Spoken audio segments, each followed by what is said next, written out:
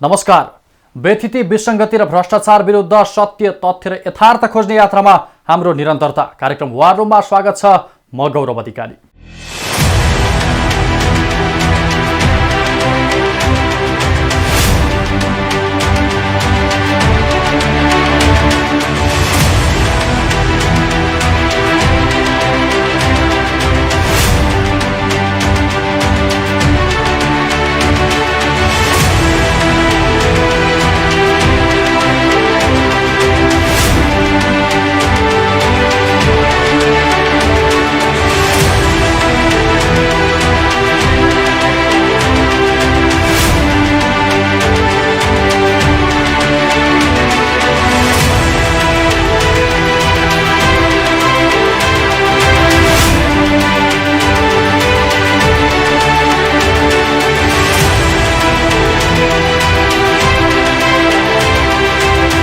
मृत्युमार्ग अर्थात् कर्णाली राजमार्ग निर्माण भएको 1.5 दशक पुगिसक्यो, जुन कर्णालीवासीका लागि खुसी बनेर आएको छोटो समयमै मृत्युको प्रमुख कारण बनेको छ।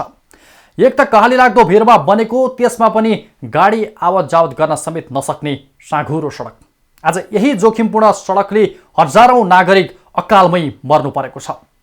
चालकले थोरै पनि संवेदनशीलता अपनाउन सकेन भने सम्झिनुहोस् दुर्घटना भयो। न्यूनतम इन्जिनियरिङ मापदण्ड समेत पूरा नगरी खोलिएको ट्र्याक फराकिलो नगर्दै गाडी सञ्चालन गरियो। ट्र्याक खोलेको 7 वर्षपछि ओटासिल प्रविधिबाट त्यही साँघुरो सडकमाथि कालो पत्रे गरियो। तर यो प्रविधि पूर्ण रूपमा असफल भयो, किनकि यो प्रविधिको प्रयोगले गर्दा आज ठाउँ ठाउँमा कालो पत्रे गरिएको हो या होइन भन्न सकिने अवस्था छैन। अधिकांश ठाउँमा कालो पत्रे उब्किएको छ। यात्रा झनभन्दा झन कठिन बन्दै गएको छ। प्रविधिको विकाससँगै देशका सुगमदेखि दुर्गम क्षेत्रसम्म सडक पुग्नु पक्कै पनि हामी नेपाली नागरिकहरूका लागि खुसीको कुरा हो। तर दुर्भाग्य कर्णालीवासीका लागि सडक दुर्घटनाको कारण बनेको छ। 2042 सालमा कर्णाली राजमार्गको रेखाङ्कन गरी पहिलो पटक सर्भे गरिएको थियो। त्यसपछि 2048 सालबाट राजमार्गका लागि ट्र्याक खोल्ने काम सुरु भयो। सुरुमा राजमार्गको ट्र्याक खोल्न मात्रै 2 करोड रुपैयाँ बजेट विनियोजन गरेको सरकारले राज्यको आर्थिक अवस्थाले नभ्याएपछि 2056 सालमा विश्व ब्याङ्कको सहयोगमा ट्र्याक खोल्ने कामलाई निकै तीव्रताका साथ अघि बढायो। तर 2058 सालपछि सशस्त्र द्वन्द्वका कारण विश्व ब्याङ्कले निर्माणको कामलाई पूर्णता दिन सकेन। विकल्पका रूपमा विश्व ब्याङ्क र नेपाल सरकारको समन्वयमा ट्र्याक खोल्ने कामको जिम्मा नेपाली सेनालाई सुम्पियो। सेनाले तीव्र रूपमा काम सुरु गर्यो। अन्ततः द्वन्द्वकालको समाप्तसँगै कर्णाली राजमार्गको ट्र्याक पनि खुल्यो। 10 वर्ष जनयुद्धको अन्त्य अनि घर आँगनमै गाडी, यो कर्णालीवासीका लागि ठूलो उपलब्धि थियो। भूगोलका हिसाबले विकास निर्माणका लागि निकै कठिन क्षेत्र मानिने कर्णालीमा घर आँगनमै सडक सञ्जाल विस्तार हुनु साँच्चीकै खुसीको कुरा थियो। तर कर्णालीवासीका लागि त्यो खुसी धेरै लामो समय भने टिक्न सकेन। सडकमा दिन प्रतिदिन दुर्घटना बढ्दै जान थाल्यो। यति डरलाग्दा दुर्घटना भयो कि जसले सिङ्गो कर्णालीलाई नै शोकमा डुबायो। आजसम्म 1000 भन्दा बढीको मृत्यु, 1000 भन्दा बढी घाइते अनि थुप्रैको अङ्गभङ्ग भएको छ। अति दुर्गम मानिने कर्णालीमा सडक पुगेसँगै विकास निर्माणले गति लिन्छ भन्ने कर्णालीवासीको सपना शोकमा परिणत भएको छ। चट्टानै चट्टानले भरिएका पहाडका घुम्तीहरू चिर्दै 15 वर्षमा निर्माण कार्य सम्पन्न भएको कर्णाली राजमार्ग पछिल्लो समय मृत्यु मार्गको नामले बढी परिचित छ। सडकले वर्षौंदेखि यो हविगत भोग्दा सरकार भने आँखा चिम्लिएर बसेको छ। सडक सञ्जालमा आएको 17 वर्ष बितिसक्यो, तर यसको स्तरोन्नतिप्रति राज्यको ध्यान जान सकेको छैन। सडकमा सङ्केत चिन्ह समेत राखिएको छैन। न्यूनतम इन्जिनियरिङ मापदण्ड समेत पूरा नगरेको यो राजमार्गको स्तरोन्नतिमा चासो नजानु राज्यको निकम्मापन आखिर कहिलेसम्म? 2060-61 सालमा पूर्ण ट्र्याक खोलिसकेपछि इन्जिनियरिङ मापदण्ड अनुसार राजमार्ग निर्माणको काम हुनुपर्ने थियो अनि मात्र राजमार्गको नामाकरण गर्नुपर्ने हो। तर कर्णालीप्रति राज्य गम्भीर नभएकाले मापदण्ड बिनै कर्णाली राजमार्ग नामाकरण गरी 30 चैत 2063 बाट कर्णालीमा गाडी कुद्न थाले।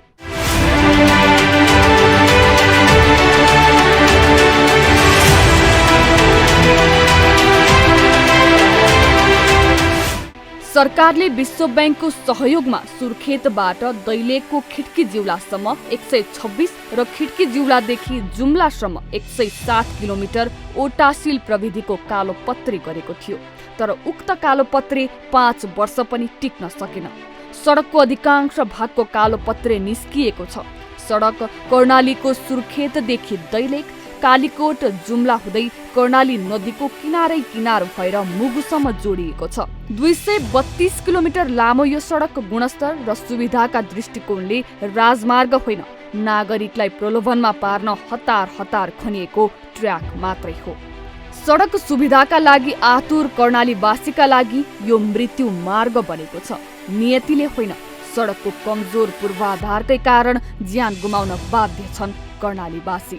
राजधानी र प्रदेश सदरमुकाम वरपर चिल्ला सडक हुन्छन्। आफ्नो सहजताका लागि जे पनि गर्न सक्ने यो संघीय सत्तालाई कर्णालीवासीको दुःख नियाले फुर्सद कहिले भएन।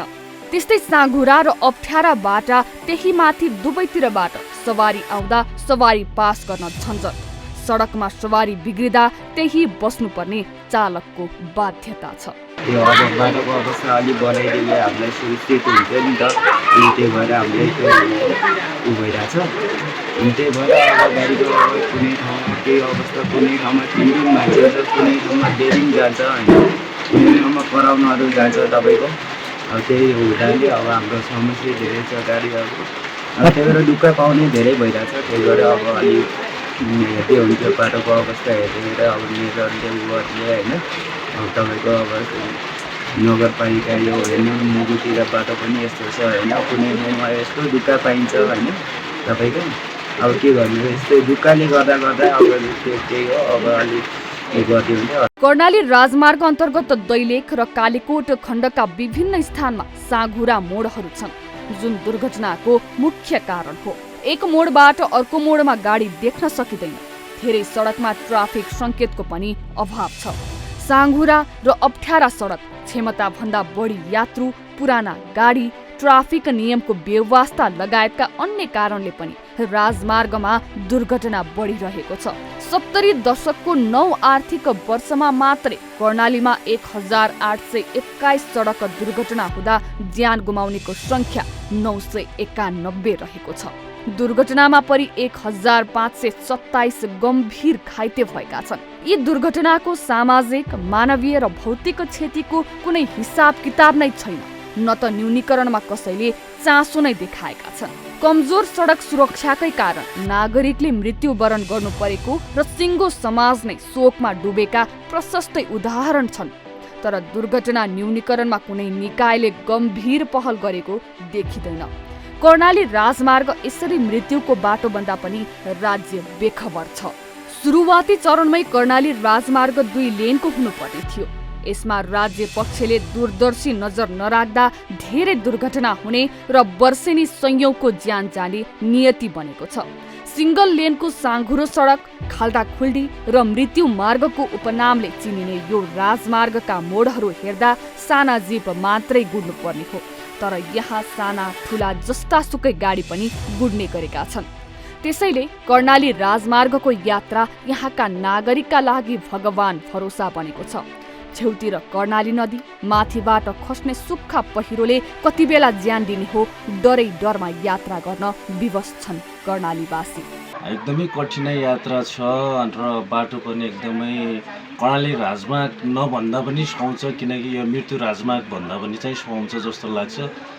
यहाँको परिस्थिति, स्थिति, खाल्डाखुल्डीहरू एकदमै कठिनाइ छ। मोडहरू पनि चाहिँ एकदमै गाह्रो छ। अगाडि लिएर फेरि ब्याग सारेर फेरि चाहिँ ल्याउनु पर्ने है।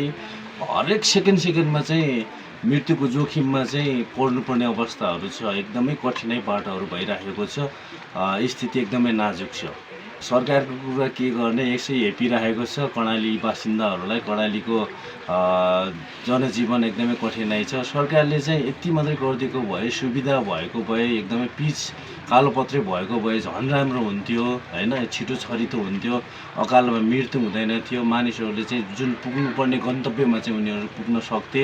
छिटोभन्दा छिटो चाहिँ पिच सडकहरू भए चाहिँ राम्रो हुन्थ्यो होला। राजमार्गमा उचित मर्मत सम्भार गर्ने ठाउँ नहुँदा गाडीले यात्रु मात्रै बोक्ने नभई कहिलेकाहीँ यात्रुले नै गाडी धकलेर गन्तव्यमा पुर्याउनु पर्ने बाध्यता छ। पानी पर्दा हिलै हिलो अनि घाम लाग्दा धुलै धुलो। भगवान भरोसामा यात्रा गर्नुपर्ने आखिर कहिलेसम्म? राजनीतिक दल र तिनका नेता कार्यकर्ता भोटका लागि कर्णाली राजमार्ग स्तरोन्नति गर्ने चर्को नारा लगाउँदै नागरिकलाई प्रलोभनमा पार्छन्। तर जितपछि सडकको अवस्था उस्तै रहन्छ। नागरिक निराश बन्छन्। नेताहरूका लागि कर्णाली राजमार्ग भोट माग्ने प्रमुख सूत्र बनेको छ।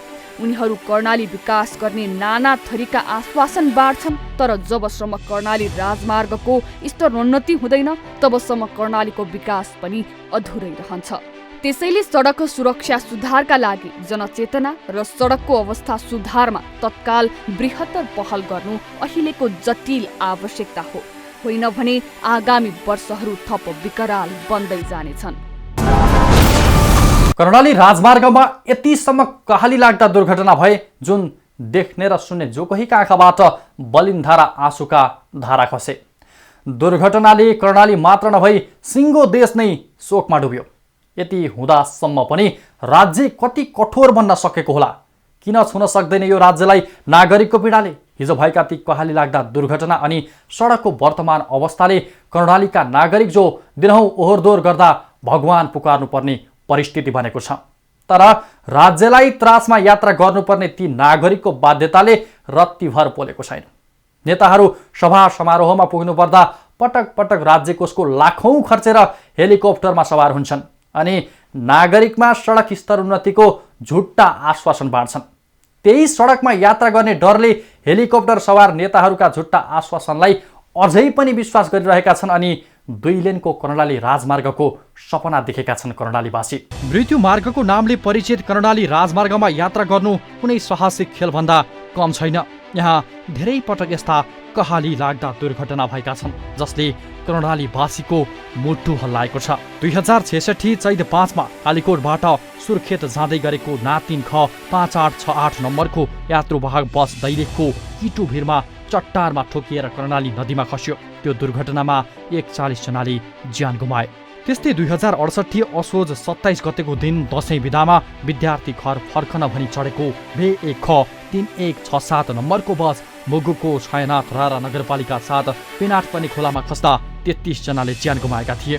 फुलपातीका दिन भएको यो दुर्घटनामा नेपालगञ्जदेखि सुर्खेत हुँदै मुगुको सदरमुकाम गमगढी जाँदै गरेको बस भिरालो कच्ची बाटोबाट 200 मिटर तल खस्दा 24 जनाको घटनास्थलमै र अन्यको उपचारका क्रममा निधन भएको थियो। चाडपर्वको बेला भएको यो दुर्घटनाले देश नै शोकमा डुब्यो। फेरि त्यसको 2 महिनापछि मात्रै अर्थात् 2068 मङ्सिरमा कालीकोटको सेराबाडा भित्ता बोर्डमा बस दुर्घटना हुँदा 28 जनाले ज्यान गुमाए। त्यस वर्ष जुम्लाको गाडगढेनीमा 13, दैलेखको खिड्कीमा 14 र सुर्खेतको कल्याणकालमा 15 जनाको दुर्घटनामा परि मृत्यु भयो। यस्तै 2071 सालमा जुम्लाको रारा लिहीमा बस दुर्घटना हुँदा दुधे बालकसहित 18 जनाको ज्यान गयो। उक्त बस सडकभन्दा 200 मिटर तल तिला नदीमा खसेको थियो। कर्णाली राजमार्गमा बेला बेलामा हुने यस्ता ठुला दुर्घटनाले देशलाई नै स्तब्ध बनाएको छ। कर्णाली राजमार्ग हुँदै यात्रा गर्नु कतिको डरलाग्दो र जोखिमपूर्ण छ भन्ने कुराको सङ्केत यी दुर्घटनाले दर्शाउँछ। यहाँका दुर्घटना सर्जकका लागि गीत बने, कलाकारका लागि कथा बने, तर कर्णालीवासीको पीडामा मलम लगाइदिने कोही भएन। मुलुकलाई नै भाव विहोल बनाउने यी दुर्घटनाले देशका शासकहरूलाई कहिल्यै छुन सकेन। पहाडी भूभाग, साँगुरा, एकसरे सडक, त्यसमाथि क्षमताभन्दा बढी यात्रु चढाउने हाम्रो परम्परा। चाडपर्वको बेला त झन् बसभित्र मात्रै होइन, छतमा पनि खुट्टा टेक्ने ठाउँ हुँदैन। यसले प्रष्ट हुन्छ कि कति जोखिम मोलेर यात्रा गर्न विवश छन् कर्णालीवासी। ठेकदार चाहिँ होइनन्, ठगदार चाहिँ हुन् नि, माफियाहरू चाहिँ भएको कारणले पनि हुनसक्छ। आफ्नो जनताहरूको लागि चाहिँ देशप्रेमीहरू होइनन्, यिनीहरू चाहिँ आफ्नो पेट प्रेमीहरू भएको कारणले चाहिँ हुनसक्छ। केही पनि परिवर्तन छैन। यसो न ढुङ्गाको नाममा चाहिँ कमसल ढुङ्गाहरू चाहिँ, गिट्टीको नाममा कमसल ढुङ्गाहरू हाल्छ र बालुवाको नाममा माटो बिछाउनेहरू चाहिँ यी ठेकदारहरूको चाहिँ अवस्था नै त्यही छ। अनि त्यही सेटिङ अनुसार चाहिँ सबैजना मिलेर तलदेखि माथिसम्म सेटिङ अनुसार मिलेर चाहिँ यिनीहरू खाने मात्रै बानी परेको कारणले मुगुमा र साथै यो कर्णाली राजमा कहिल्यै पनि विकास चाहिँ हुँदैन। कठिन भूगोल र असुरक्षित सडक नै दुर्घटनाका मुख्य कारण हुन्। यस बाहेक पनि मानवीय त्रुटि, ट्राफिक नियम उल्लङ्घन, मादक पदार्थ सेवन, ओभरटेक र सवारी चलाउँदा मोबाइल फोनको प्रयोग लगायतले पनि दुर्घटनालाई बढावा दिएको छ। हरेक वर्षको तथ्याङ्क हेर्दा अन्य क्षेत्रको तुलनामा कर्णालीमा मानवीय क्षति धेरै हुने गरेको छ। दुर्घटना भएकै समयमा उद्धार कार्य गर्न सक्ने हो भने पनि धेरैको ज्यान जोगाउन सकिन्थ्यो। तर भौगोलिक कठिनाइका कारण कर्णालीमा तत्काल उद्धार कार्य सम्भव छैन। दुर्भाग्य सबै यात्रुको ज्यान जान्छ। कर्णाली राजमार्गलाई सङ्घीय बजेटमा समेत समेटिएको छैन। वर्षेनी सयौंको ज्यान लिने कर्णाली राजमार्ग बजेटमा नसमेटिनु अन्यायपूर्ण मात्र होइन, कर्णालीवासीलाई यात्राका नाममा मृत्यु स्वीकार्न लगाउनु हो। राज्यले कर्णाली राजमार्गमा बजेट नछुट्याउनु र कुनै ठोस नीति नलिनु नागरिकको जीवन रक्षामाथिको निर्मम नजरअन्दाज हो। राज्यले यात्राका नाममा कर्णालीका नागरिकलाई मृत्यु स्वीकार्न बाध्य पारिरहेको छ। बाटो पनि यति बिजोग छ र बाटो पनि गाडी पनि दुर्घटना भए हुन्छन् र मुगुमा यति सामान यो सडकले गर्दा यति सामान महँगो छ र यो वर्षौँ पछि यहाँ बजेट बढिरहन्छ र यो ठेकेदारहरूले अलिकति राम्रोसँग प्राप्त नगरेर अलिकति राम्रो कामधन्दा नगरेर यति बिजोग भइरहेछ हाम्रो मुगुमा। अब यसको लागि अब सबैले जसरी हुन्छ हामीले कम तयार भएर लाग्नुपर्छ र जसरी हुन्छ त्यो हामीले यो काम लाग्ने काम र यता नेपालगञ्जबाट यता मुगु आउने रोड हामीले ध्यान दिएर यहाँको जनप्रतिनिधिले यहाँको चाहिँ समाजसेवी मान्छेले ध्यान दिएर जसरी पनि यो बाटोलाई अलिकति घटना नहुने तरिका बनाएर हामीले जसरी पनि यो बाटोलाई सबैले हेर्नुपर्नेछ नजर भनेर। राजमार्गको भूबनोट नै पहिरो आउने खालको छ। कमजोर चट्टान र भिरालो जमिन भएका कारण जति मर्मसम्हार गरे पनि पहिरो खसि नै रहन्छ। त्यसैले सडक पुनः निर्माणको कुनै विकल्प छैन। कर्णालीमा धनजनको क्षति बढेपछि 2074मा कर्णाली प्रदेश सरकारले सडक सुरक्षा कार्यक्रम ल्यायो। सवारी दुर्घटना न्यूनीकरणका लागि भन्दै तत्कालीन मुख्यमन्त्री महेन्द्र बहादुर शाहीले सुरु गरेको यो कार्यक्रम पनि सरकारका अन्य कार्यक्रम जस्तै अलपत्र बन्यो। कार्यक्रम अन्तर्गत कर्णाली राजमार्ग 232 किलोमिटर, छिन्जु जाजरकोट सडक 107 किलोमिटर, सुर्खेत दैलेख सदरमुकाम 65 किलोमिटर र कपुरकोट रुकुम सडक खण्ड लगायतका प्रमुख राजमार्गमा सञ्चालित बसहरूमा जीपीएस जोड्ने, प्रहरीले गस्ती गर्ने लगायतका कार्यक्रम थिए। तर ती सबै योजना अल्पत्र बने। सडकको अवस्था दयनीय हुनुमा राजनीतिक नेतृत्वको गैर जिम्मेवारपन प्रमुख कारण हो। नागरिकको बाध्यता र समस्याप्रति स्थानीय प्रदेश तथा सङ्घीय सरकारलाई अवगत नै छ। तर पनि तीनवटै सरकारको आजसम्म पनि यसमा गम्भीर रूपमा ध्यान जान सकेको छैन। यसको दोष तपाईँको मलाई लाग्छ सरकार पक्षकै हो। कार्यान्वयन गराउन चाहिँ नसकेको अवस्था चाहिँ मलाई लाग्छ। किनभने सरकार पक्ष र ठेकेदारहरूको चाहिँ लापरवाहीको कारणले र चाहिँ यो कमिसन खोरको कारणले विभिन्न चाहिँ ठेकेदारहरूको चाहिँ मोनोपोलीको आधारले चाहिँ यो अवस्था नभएको अवस्था चाहिँ देखिन्छ। कर्णाली राजमार्गमा देशका मै हुँ भन्ने नेताले स्थलगत अनुगमन गरेका छन्। त्यहाँको हरेक समस्यालाई नजिकबाट देखेका छन्। तर पनि सडक स्तर उन्नतिका लागि पर्याप्त बजेट विनियोजन नै हुँदैन। समयमा काम सम्पन्न नगर्ने र गुणस्तरहीन काम गर्ने निर्माण व्यवसायीलाई कामको जिम्मा दिन्छ। नागरिकको स्वास्थ्यलाई लिएर संसदमा नेताहरूको आवाज बुलन्द हुन्छ, तर समाधानका लागि कुनै ठोस पहल नै हुँदैन। राजनीतिक खिचातानी, नेताहरूका फरक विचार अनि एकअर्कालाई लगाइने आरोप प्रत्यारोपले कर्णालीवासीका दुःखका दिन अझै सकिएका छैनन् भन्ने प्रष्ट हुन्छ। नेताहरू 2064 साल यताका सबै निर्वाचनमा विकासको मेरुदण्ड मानिएको कर्णाली राजमार्गलाई 2 लेनको बनाउने, जोखिम ठाउँमा स्तर वृद्धि गरिने भन्दै भोट माग्न झुट्टा आश्वासन लिएर नागरिकको घर दैलोमा पुग्छन्। तर दुःखको कुरा, नेताको पहल कदमीबाट राजमार्गको स्तर वृद्धिमा कुनै काम हुन सकेको छैन। गुणस्तरीय सडक बिना कुनै पनि विकास कल्पना गर्न सकिँदैन। यसमा पनि कर्णाली राजमार्ग नागरिकको दैनिकीसँग जोडिन्छ, नागरिकको भावनासँग जोडिन्छ। तर कर्णालीवासीहरू दैनिक गुणस्तरहीन सडकमा भगवान भरोसा यात्रा गर्न विवश छन्। त्यसैले पनि नागरिकलाई विश्वास दिलाउनको लागि कम्तीमा पनि कर्णालीका सबै जिल्ला सदरमुकामसम्म अबको 5 वर्षमा कालोपत्रे सडक बनाउनुपर्छ। हाल 1 लेनको मात्रै रहेको कर्णाली राजमार्ग मापदण्ड अनुसार कालोपत्रे सहित 2 लेनको बनाउनुपर्छ। तब मात्र नागरिकको पीडामा मलम लाग्नेछ र समग्र कर्णालीको विकास पनि सम्भव छ।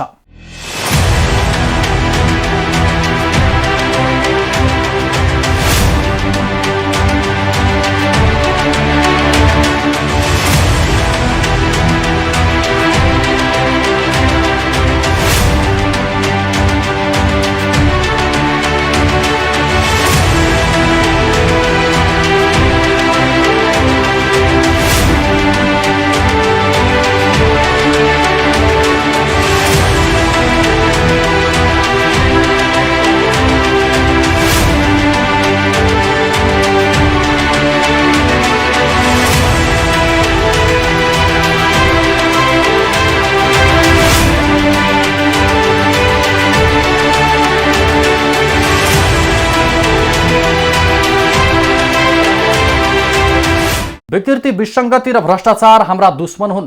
ती दुश्मनहरूको दोहोलो काट्ने काममा हामी कदापि पछि हट्ने छैनौँ। मात्र हामीलाई तपाईँको साथ र सहयोग चाहिन्छ। तपाईँको वरपर छरछिमेकमा पनि यस्ता विकृति, विसङ्गति र भ्रष्टाचारका गतिविधि भइराखेका छन् भने हामीलाई जानकारी दिनुहोला। हामी तुरन्त उपस्थित हुनेछौँ। चिन्ता नलिनुहोस्, तपाईँको पहिचान गोप्य राख्नेछौँ। हवस् त, कर्णाली प्रदेश सहकर्मी सर्जन कुमार शाही र अमृत बाबु बुढाथोकीलाई धन्यवाद। अर्को साता फरक विषयका साथ उपस्थित हुनेछौँ। हेर्दै रहनुहोला बागमती टेलिभिजन। नमस्कार।